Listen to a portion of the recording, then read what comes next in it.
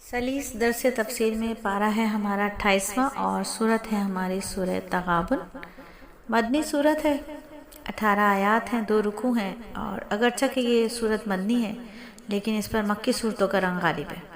مکی صورتوں کا رنگ کیسے کہ مکی صورتیں بات کرتی ہیں توحید پر، آخرت پر اور رسالت پر، جبکہ مدنی صورتیں احکامات پر بات کرتی ہیں۔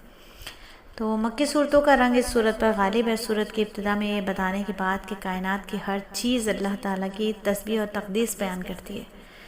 پھر بتایا کہ انسان کو 2 گروہوں میں تقسیم کیا گیا ہے، یعنی اللہ کی نعمتوں کا شکر ادا کرنے والے اور کفران نعمت کرنے والے۔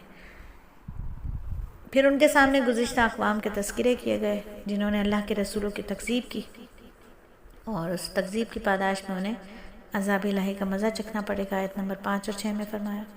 پھر آیت نمبر 7 میں یہ صورت جھٹلانے والوں کو بھی تذکرہ کرتی ہے جو قیامت کے دن کو جھٹلاتے ہیں، اور پھر قسم کھا کر یقین دلاتی ہے کہ قیامت آ کر رہے گی، خواہ کوئی اقرار کرے یا انکار کرے۔ موت کے بعد کی زندگی کا معاملہ برحق اور یقینی ہے۔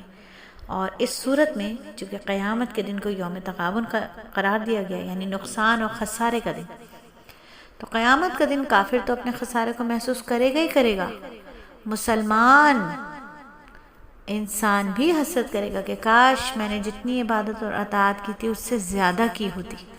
اور یہ صورت جو ہے تمام اہل ایمان کو اموال، اولاد، ازواج کے فتنے سے ڈراتی ہے اور ان کے بارے میں محتاط ہو کر رہنے کی تلقین کرتی ہے۔ بعض اوقات انسان ان کی خاطر اپنی آخرت تباہ کر لیتا ہے، نہ حلال حرام کی پرواہ کرتا ہے، نہ ہی دینی حقوق و فرائض کی ادائیگی کا اہتمام کرتا ہے۔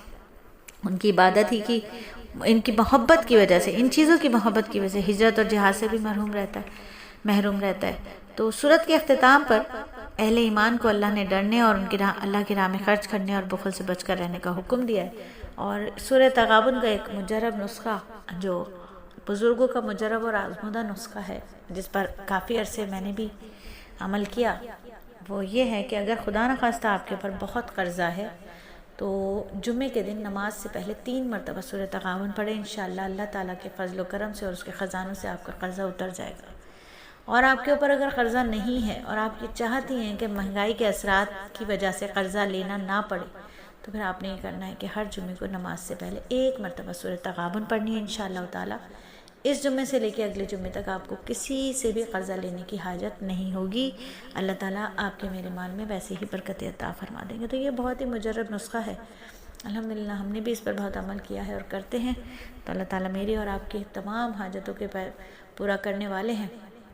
اللہ کے خزانوں میں کوئی کمی نہیں ہے، بس اللہ تعالیٰ سے ہی مانگتے رہنا ہے اور کسی کے آگے اللہ مجبور و محتاج نہ کرے۔ اسی لیے کہتے ہیں کہ اللہ رب العزت علت، قلت اور ذلت سے بچائے۔ اللہ تعالیٰ ہم سب پر اپنی رحمتوں کا نزول فرمائے، آمین ثم آمین۔